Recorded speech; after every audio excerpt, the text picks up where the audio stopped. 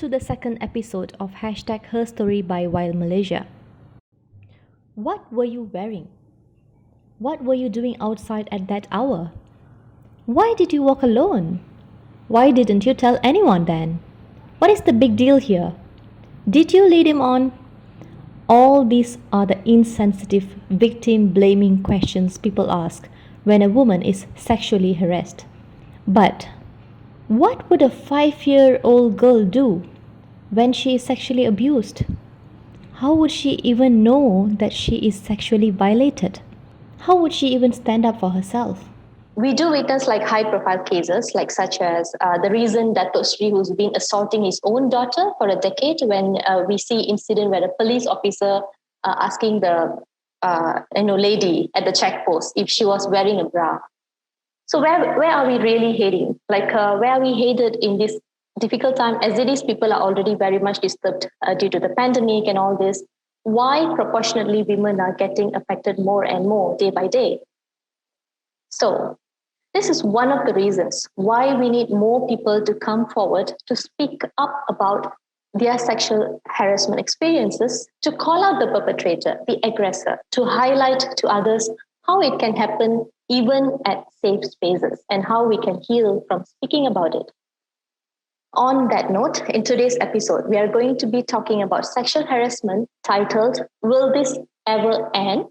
With one of the survivors who is a strong woman who came forward to speak up about her sexual harassment experience, to be enabler for others to speak up about this. This is like really devastating issue that's happening, right? It's like I have been one of the survivor of sexual harassment as well. So being in a survivor seat and asking this to another survivor is going to be a very heart-to-heart kind of session. So join us and learn more about sexual harassment and how we can curb this for the future. Introducing Daneetha. Hi, Daneetha. Hi, Salmi. Hi, would you please introduce yourself to us? Okay, I'm Daneetha. What do I say? I am currently working in an environmental organization, which is also my passion. Because like I've known her for a very long time. She's been my university mate, and I've seen her as a very strong woman. She always very outspoken. She takes initiatives, and she shined in whatever she was doing back then. So it's like I know her quite well. And when I get to know about she came forward to say that, okay, when we launched this hashtag Her Story, she wanted to talk about this. That was like such a shock to me, but yeah, coming from that background myself, so I know how painful that could be. So if we can dive right into this topic for today, sexual harassment, will this ever end? Can we ask you, Daneetha, you want to tell us about your story? Actually, I didn't know till I was about 19. What I had been through was actually sexual harassment or sexual abuse, because I think being an 80s kids, we didn't have exposure to social media, computer. So sexual knowledge was very little, Yes. where we only get it in school. So I only knew when I was having my classes, I only knew back then that what I had been through was actually not normal. So this encounter actually started when I was 5.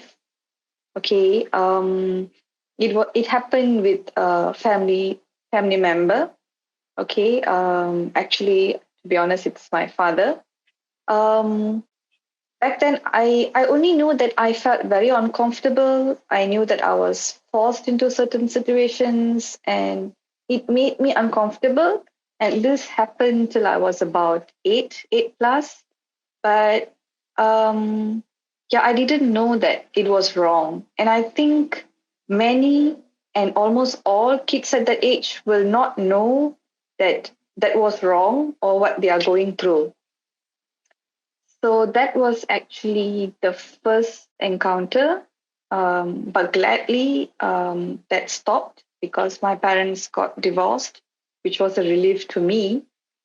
And the second encounter was a very trusted family friend, um, where I regarded him as a father because I did not have a father figure. So this second encounter started when I was 12. And this happened till I was about 16. And as I mentioned earlier, when I was going into 17, 18, a person who you regard like a father, okay, only then I knew, okay, this should not happen to me. So that is when like I managed to stay away from the second encounter. But yeah, that happened. But I think the encounter itself was not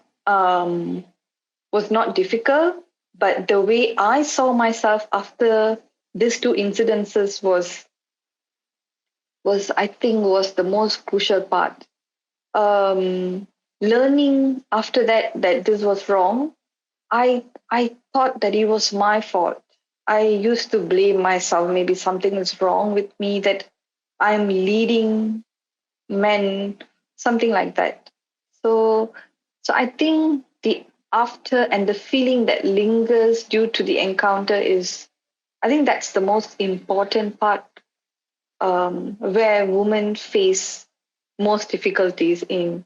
Though she encountered such incident at a very young age, we are truly proud of where she is in life today.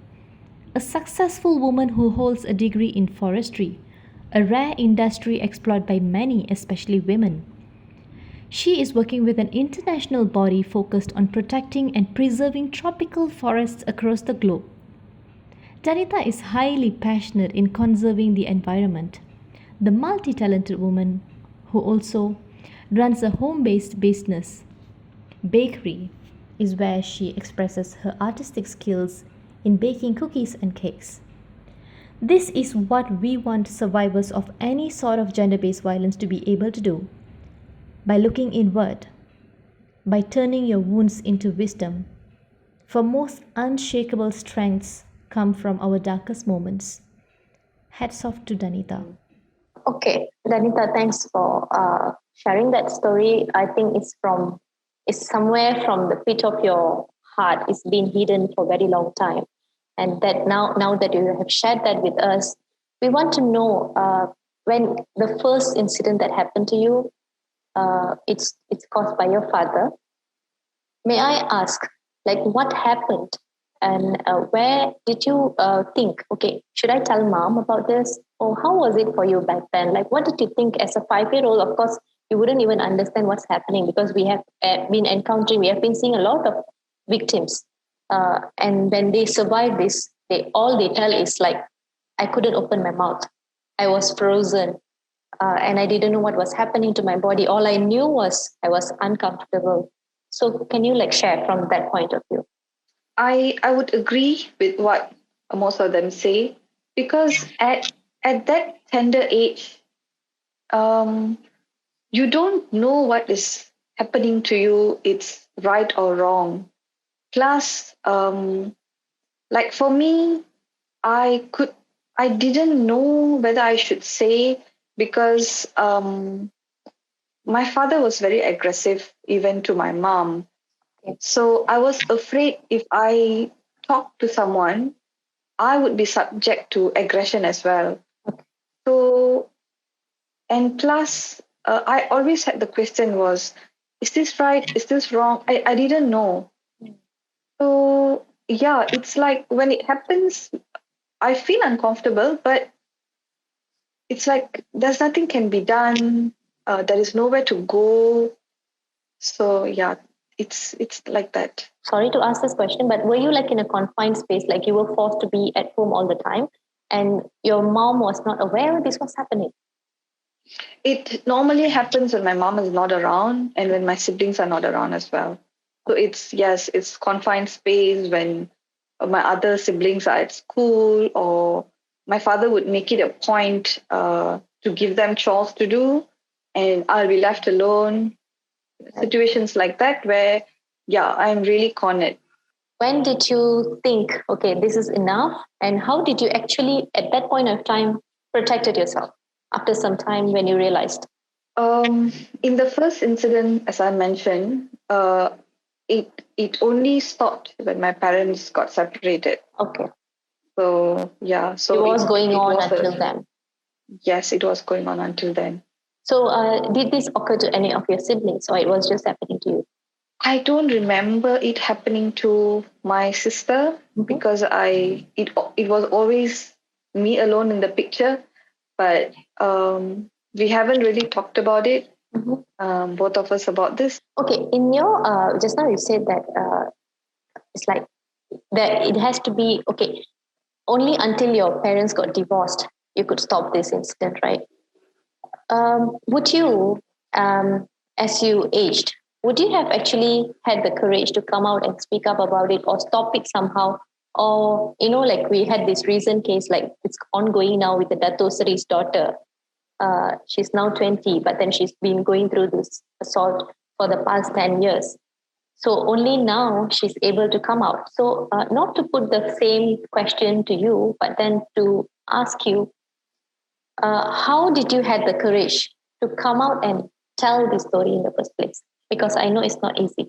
Well, it is, and it was a very difficult decision, but um, I recently learned that suppressing one's feelings is a solution to nothing. It brings us nowhere.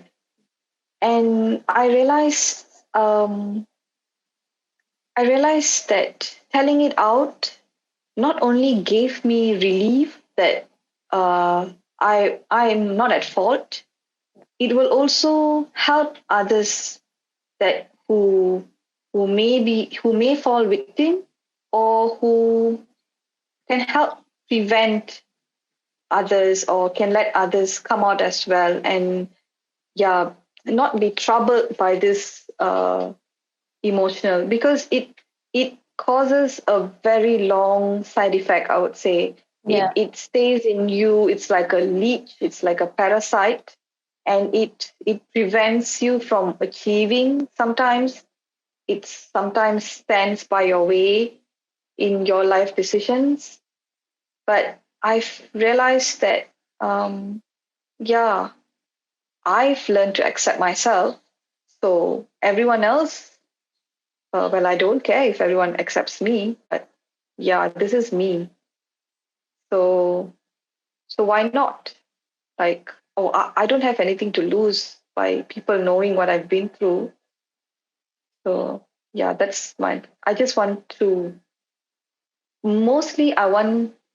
It's a relief when you share, actually, with others, connecting with others who have also been through. It gives me strength knowing that someone has overcome it. So I want to be the strength to another woman as well. absolutely. So well said. I think that is the first reason why actually we come up to speak. Because as many people asked when we wanted to start this campaign, they were like, "You mean you want to share this with public?" We were like, "Yes, it's a must." I think there's no point to keep it hushed anymore because it's only going to affect another girl. Or it's now, while we are talking, it's happening to another girl out there. That's the fact, right? So it's like, why do you have to keep it to yourself when you know, when you open up, you can inspire another girl to come forward and speak up about it. And I think it's very important to call out the aggressors, the perpetrators. Sort of, if even if you don't want to name it, but when some at some point they are watching this, or they come across this video somewhere, they will know that we have made this kind of miserable thing in life. So it's not good, it's not right. Okay. And I hope they are not doing this to any others as well. So just understand a little bit further from your background. Were your father back then was the like domestic violence, like was he like abusing your mom at one point, or it was just Yes, yes. There was domestic violence. Yes, he was abusing mom as well. right? No wonder he's like, was he like under the influence of alcohol all the time? Sometimes, yes, but I was quite young. But I remember times where he was, under the influence of alcohol. Right. Okay, moving on to your second episode, which when that happened. I understand the shift of mindset when you had this trust issues, we call it. You will be fearing to see anybody, even when your own shadow can actually scare you. How was that point for you? And were there anybody around you to support you? Could you like recall that moment?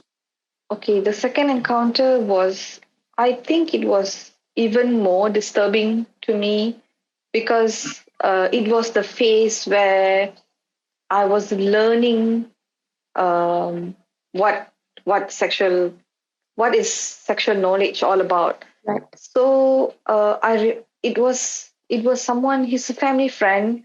He was a very close person, and I remember the first day it happened when I was at school. I just couldn't um, study. I couldn't concentrate. I was so disturbed that even my teachers noticed. But I just couldn't speak out because it was when I was 12, 13 years old. Um, it was very disturbing, and yes, I still could not share with anyone. Mhm. But something in me, it was like an instinct told me like this should not happen. This is not right. But yeah, it was a very difficult time. Right. Uh, Growing up, as a teenager and all that. So, how are you seeing things now? When, okay, of course, we women, as we grow up, we will be like looking for male companion. And this particular incident that happened to you could really have affected your trust issues when come to trusting another man. How did you go through that process, that particular phase of your life? For quite some time, I used to associate um, that I used to have this thought that maybe um, physical attachment is compulsory for a relationship. I always had this thought because of the incidences that I've gone through in my past.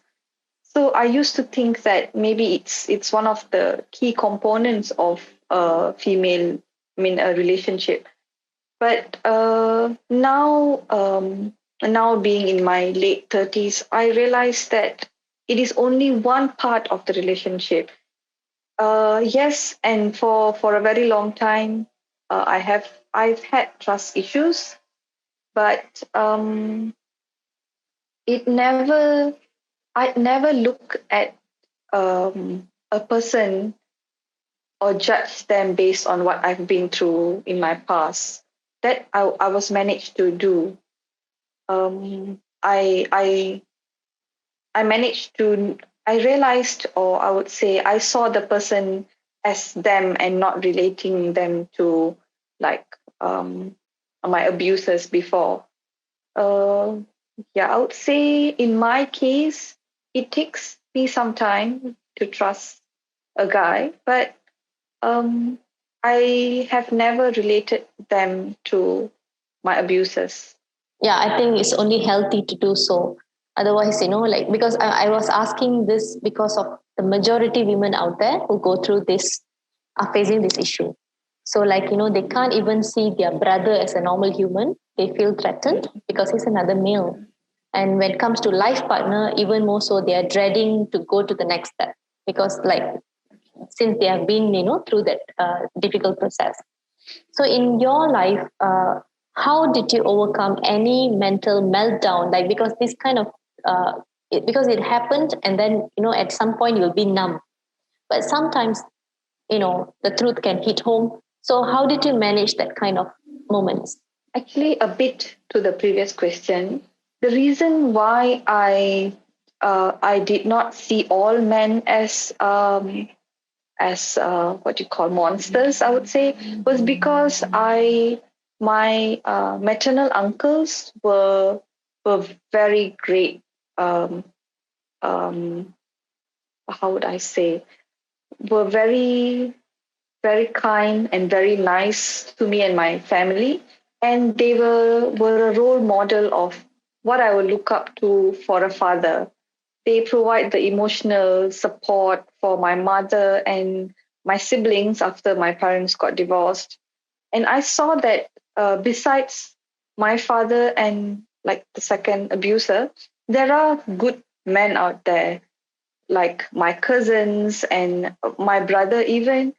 Um, Growing up with them, I've seen that besides men who are mean and abusive, there are men who are kind and they respect women and they treat women with love, with treat women equally. So maybe I'm quite lucky that I've got, although I had uh, bad examples of men. At the same time, I had great family members who also showed me that not all men are mean. Even good teachers at school, male teachers who were very good, who were very like they guided me in the right direction. Yeah, so I was asking, sometimes when we go through this kind of difficult experience in life, though sometimes you feel numb, you because I think you haven't actually come to terms with those things. So what happens is sometimes you will have this meltdown. It's like when the truth or the reality hits home, suddenly you will have this, the berserk moment. So, so have you had any experiences as such? And if yes, how did you overcome it? Yes, definitely. I have had those moments. Um, but those moments were when I used to blame myself. Like when one problem occurs, I used to relate with these memories and these past. But I guess one way that I overcome, I think it's my religious belief. That's one. I felt keeping God close to me was a good way to overcome the feeling of usefulness, the feeling of uselessness, the feeling of like everything is falling apart. And I think good friends, talking to friends, although I did not share the exact uh, thing that I was going through.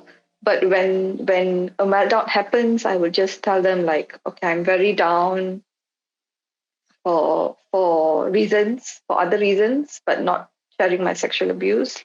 But yeah, support from people around is very important. And I think for me, my belief in God played a huge part in it too. Definitely. I think each of us like have different coping mechanism, and I think spiritual path is one of the best ways to do that. Yeah, thank you so much. And when you said about your support system, like what do you want to tell them? Like, I can, from whatever we have spoken, I think you are a very private person. So you keep a lot of things to yourself. So being a private person to coming out to the world to actually crack open your secret, how do you see this? Your the new self.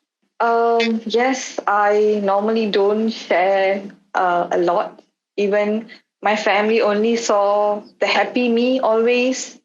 I try not to cry in front of anyone because I thought it will make me appear weak.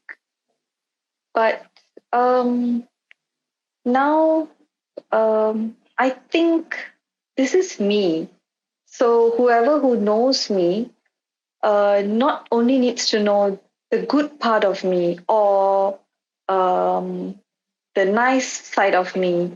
I think everyone who knows me needs to know the whole me, which comes with its horny past, my pains, and I think if a person is able to accept me or see me as the whole, where I have my defects, my flaws, and also my maybe my advantages, I think um, it is better in the future for myself and for everyone who knows me. Because like I think that's where a lot of power lies, when you are, raw open about yourself, and you don't worry about the world. It's like take it or leave it. It's like I did that also, and it took me a long, long time, a long way to actually find my voice and to speak up. So I'm not stopping. So I'm inviting more women to come forward and speak up, because it's so important. And like how some people perceive it negatively, it's their problem. So I think you are coming from such powerful place to even open up and speak up. So I think what you do here is you heal. One thing is, your personal healing happens, and you are inspiring other women who have been through such horrific incident to come forward and speak up, because I know the feeling of speaking up and healing, and then the process goes on, the ripple effects continues.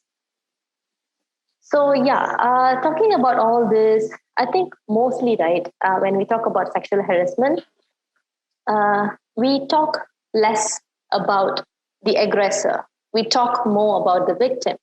Like the questions I asked in the opening of this interview, like what were you doing? Were you alone? What did you lead him on? This kind of real nonsensical questions. So what do you have to say about that, Daneetha? I think it's not at all the fault of the victim. Like in my case, I was 5, and in the second incident, I was 12. What would a 5-year-old or a 12-year-old know about giving pleasure to men, to put it in a layman's term? Like, we know not of anything about that. So, and why should the way we dress make someone act on us, upon us? And why should his actions be justified? If, yeah, overall speaking, if I'm dressing, well, if I'm wearing a sexy piece of clothing, why should it instigate someone else? I think that shows the person's quality, the abuser, or the, I would say it's entirely the fault of the abuser than the victim. It shows that he only cares that he gets the pleasure. He does not care of what pain he's inflicting, or what is the person going to go through, how long is he going to go through. And yeah, I think we should stop blaming the victim, because it's definitely not the victim's fault. In my case, would someone say that I invited my father to do those actions on me when I was 5 years old? Definitely not. So even if it's a 30-year-old or anyone, the victim cannot be blamed, should not be blamed. I think the perpetrator we should start like finding ways to make sure that our sons, our brothers, whoever the male that we know around us has not even the slightest chance of becoming a perpetrator.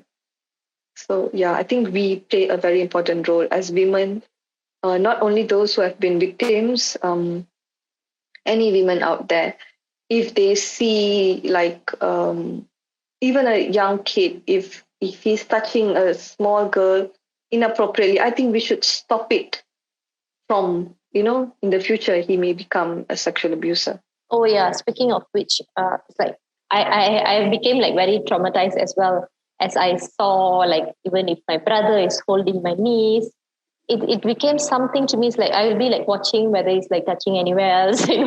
It became like that. It's Yes, like at yes. some point I had to slap myself. Hey, no, don't think so negatively. But then that's the kind of trauma we go through, and that's how they make us think. It's like, though they say we have this hashtag not all men, but that's the entire point. Like, because it's not all men, we have to be careful with every man that we come across with. So yeah, and talking about this, like it is very important that we have to change the lens from the victim to the aggressor, because like even domestic violence is the same. When the husband hits the wife, the first thing people will ask is like, was he drunk? If he's drunk, so it's okay. So that like kind of what validates his action, justifying his action is like very wrong. So the same thing goes to this sexual harassment as well. But in Malaysia, we have very how to say our sexual harassment acts really don't support our women, because as much as we speak up, I think only recently, after all this MCO and all that, we had this sexual harassment bill tabled at Parliament. We need like a very specific sexual harassment act for women, because how our online sexual harassment cases has gone up by 40% during MCO. So that's when a lot of girls fell trap to all these sugar daddies, all that, people, wrong men approaching them. So I think it's not only about protecting. Yeah, we can only tell women to be safe and all that, but then we need something very strong, which is legally bound. Like we need strong acts in place. The act that we have currently, I think it only supports the sexual harassment at workplace. I think even then, that's like very limited in context. So for women out there, like you are, working in a corporate now. So what would you tell the women out there who are working? Because like some women may be going through sexual harassment at workplace, but then they just can't open their mouth, especially the young executives, who are in their early 20s or mid 20s, who are actually trying to climb the corporate ladder. So sometimes the male superiors may take advantage on them, and they can't even open their mouth to come out. So what would you say for them? I would say nothing is greater than your your self-worth, what you think about yourself. So this should not happen. Even if it means it's going to cost you your job, I you should stop it at all costs. If let's say your boss is abusing you and you know for sure, if it's not mutual, it should stop. Um, it's it's not the right thing to happen. There's always, yourself. Wherever you go, you definitely can bring success if you want it. So if the space, your working space is not safe, you either find a solution or you leave. Nothing is greater than yourself. That is one thing I learned. Like, no, and a bully, an abuser um, should not make or should not change your path or your career choices or like stand in your way. So if that happens, you should either report to higher authorities or you should, if no action is being taken, you should just leave. But you should make it clear who did it, and you make sure that, like, I think everyone in the office should know that he did it so that no one else will go through the same. Wow, that's very powerful statement, because it's like it takes guts. You see, Daneetha. It's like not everybody can be you, because it's not easy. Because personally, I've been in that Yes. position where I wasn't able to open my mouth because there was somebody in charge for my career growth. But eventually, I break free from that fear and thought that actually held me back from coming out from this whole thing. So it's a very important thing when you say put yourself first. So it doesn't matter even if it costs you your job, girls, if you're watching this, it can cost you anything, but I think nothing is more important than your mental health and your self-worth. Because whatever that you go through at younger age will really have tremendous impact at later part. Because only as you grow up, you recall all your memories, your experiences that shaped you. And when you think of this particular episode of sexual harassment, it's totally disturbing. So, which you don't want to go through at all. So, if you are going through sexual harassment, particularly at workplace, please come out to speak up and take action, like what Daneetha has advised. So, I think that calls for consent. How important consent is. So anything that's beyond your consensual act, I think is definitely a no-no. So we have all these things like hashtags, campaigns to say no, no means no, these kind of things. But how it's easy to say, yeah, but it's not easy to do. So when we have people like Daneetha, who's like, I would say, bravely came out to speak about this, I think that's where real power lies, when you are coming out to speak, tell your truth, so that other women will not fall victim to the particular sexual harassment. So, Daneetha, tell us, what would you like to tell to the younger girls who are watching this? If you are a victim, or if you are still going through it, I think you should not feel ashamed of yourself. First and foremost, it's not your fault. And I know it's easier said than done, but most of us, the main reason that we don't want to come out is because we are so afraid what others will think about us. That is, I think, one of the main causes, especially women in our community. It's definitely a no-no, because it's like, first of all, if you're single, it's like, oh, no man is going to get married to you. But we should first think that people will just talk. The community or people around will always talk, whether it's going to be on your success or your failure. So why be bothered about something temporary when you can talk, find a solution, and be free of it? Then being afraid, being in the dark zone, um, and not coming out. I did share with a friend, and I did tell her that I'm planning to do this. Like, I'm planning to come out and share my experience. And she's a very supportive friend, but he was like, no, what's going to happen? You're single. Will it affect your future? What will everyone think?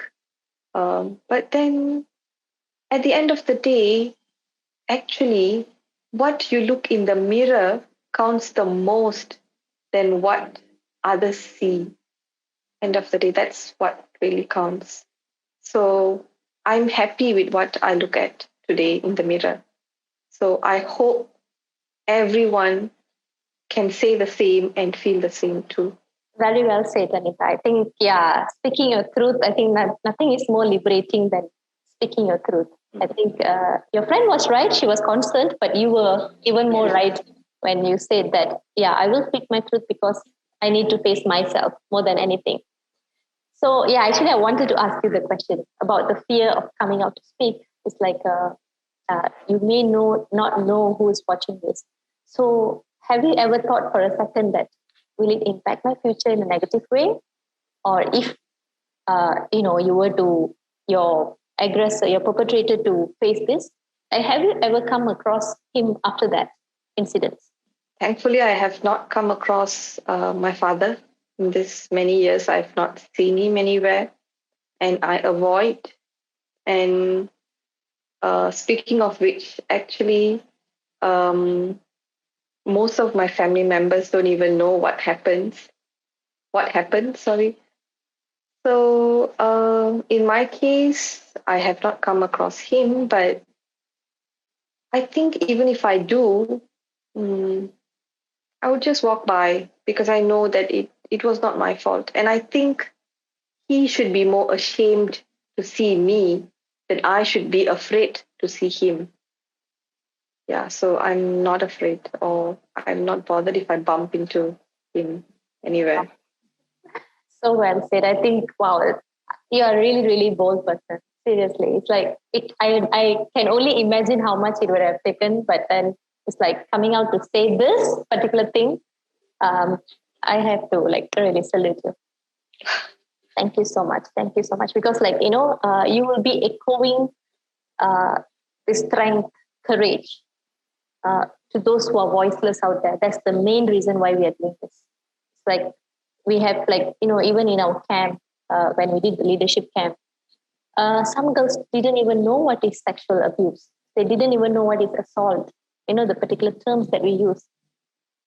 When we explained it in very layman term, when we said wrong touch, then they were recalling, oh my God, yes, my brother did this to me. I was like, devastating to know, because they didn't know the terms. So even worse, like back in our times, we didn't even have any kind of exposure. We don't talk about sex education. At least now we are coming out to speak about sex education. So I think all this, whatever you have said, whatever you have shared, the insights, especially when you strongly made this point where we need to come out to talk about this because of your own satisfaction, because you respect yourself so much, and that's why you're coming out to speak. So I think that's where this is really important and impactful as well for many other girls who are watching this. So I think we have come to the end of the interview, and I think we have gotten much insights from Daneetha today. And if there is anything that you want to tell Daneetha for everyone out there watching this, or particularly for girls, what would you be telling to them? I I would say that um, don't let anyone or anything other than you stand in your way of what you want. This can mean your career, your education, anything at all. Like in my case, yes, I've had this experiences, but um, try to find. I think having the support group is very important. So try to find a support group, try to talk to people, try to let it out. And I think compared to many years back, now there is a lot of support groups out there. You just need to reach out. There's internet. You can actually Google, you can actually find on Facebook. There are a lot of support groups who are giving free advice. There are people are willing to spend time just to listen and help you. So I think don't just put yourself. Don't think, why is this happening to me? That is the question that everybody will have. Why me? They should stop asking that question. Instead, just just try to accept, well, it has happened. It is difficult. It is very difficult. Now I'm talking about it. It may seem easy for you listeners to feel that maybe it was not difficult for me. It was very difficult. But I didn't have anyone to talk to back then. So it took me a long time to come out. But I would just say try to reach out. We have so many people who are willing to help these days. So yeah, don't just put yourself in a dark spot and blame yourself and be suicidal, hurt yourself. No, you are worth so much more. You just don't know it yet. Yeah, so true. It's so empowering to know because, like, looking at Daneetha, as I told you guys before, it's like she's been like a firecracker. She'll be like, cheerful. It's like, wow, to know that you have been keeping so much inside you for years and, being bubbly outside. So that's why we always tell you may never know what other people are going through. So, like, be kind to them. It's like we don't know. See, only when we come to terms with certain things, and now that she's speaking out, we know that you have gone through all this. So it's like, yeah, it's really, really important for girls out there. Help is there. Okay, you are not alone. Help is there because we have like Awam, we have Chalanita helpline where you can just pick up the phone and just call and speak to someone because your call will be like anonymous. So don't worry about your identity or whatsoever. So it's very important to know that this is not your fault and you have all rights to speak up. So that's very important, like Daneetha said. So I think, yeah, thank you so much, Daneetha, for your heartfelt sharing with us today. Thank you, Shalini, actually, for this opportunity. It's completely, I would say, it's a very everyone looks for a safe platform to share, and I'm really glad that I know you and that you've created this very safe, very it's like a bubble, you know.